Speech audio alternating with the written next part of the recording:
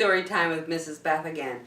Hey, a big shout out to my friend Angie, my friend Abby, my friend Allie, my friend Karen and Noelle, and so many other friends that love to get hugs from Mrs. Beth. Our story today is called Hugless Douglas. Let's read it together. Hugless Douglas. One spring morning, a sleepy someone let out a big yawn from the back of a deep, dark cave. It was a young brown bear, and his name was Douglas. "I need a hug," said Douglas. So he wiggled out of his pajamas, brushed his hair, put on a scarf, and went to look for one. "My best hugs are big," thought Douglas. So he went up to the biggest thing he could find, wrapped his arms all around, and gave it a squeeze. It didn't feel right. "Oof," grunted Douglas. "It's a bit too heavy. Help!" "My best hugs are tall," thought Douglas. So he went up to the tallest thing he could find. He hugged the bottom, he hugged the middle, and he hugged as high as he could reach. Ouch! But it was all wrong, and it gave him splinters. "My best hugs are comfy," thought Douglas, and he trotted towards a cozy-looking bush. He hugged the bush, but something felt very odd. The leaves quivered and trembled, and they ran away.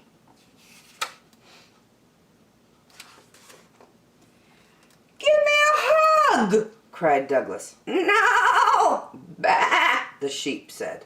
"We're too busy!"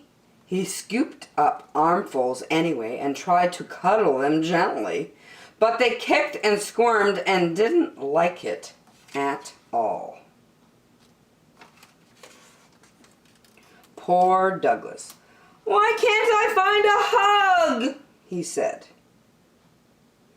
"Hoo-hoo, if I want a hug," said a wise owl, "hoo-hoo, I sit up in my tree and let me try."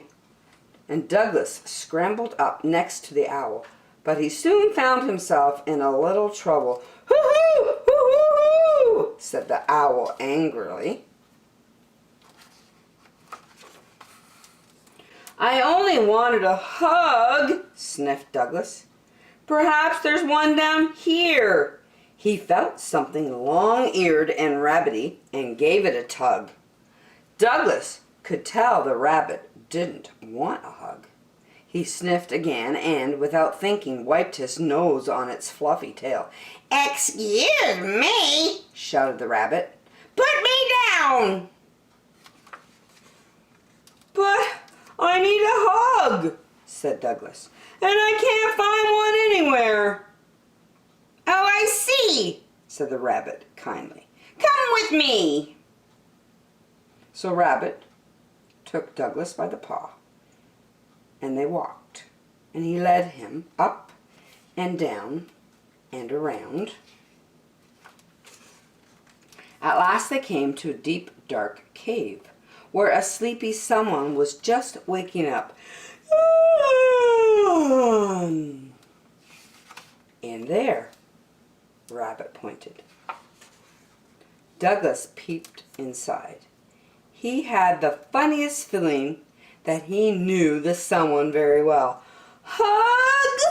asked Douglas, and he ran as fast as he could towards his mummy. "Come to think of it, my best hugs are from someone I know," said Douglas, and he snuggled into the biggest, warmest arms he knew. Lots of different kinds of hugs. Sandwich hug, goodnight hug, upside down hug, don't let go hug, falling hug, shy hug, group hug, back to front hug, solo hug, tummy hug, daisy chain hug, big hug, come and get it hug, and unregretted hug. Hugs are awesome. What a great story. Hey, Douglas woke up. It was springtime. Time for him to go out and have an adventure. He wanted a hug. And he tried hugging so many different things. And at the very end, Rabbit took him back to his cave where he could get a really special hug from his mummy. So my friends that are listening, make sure when you're done this story, you go and give your mom a big hug and tell her how much you love her. See you next time, my friends.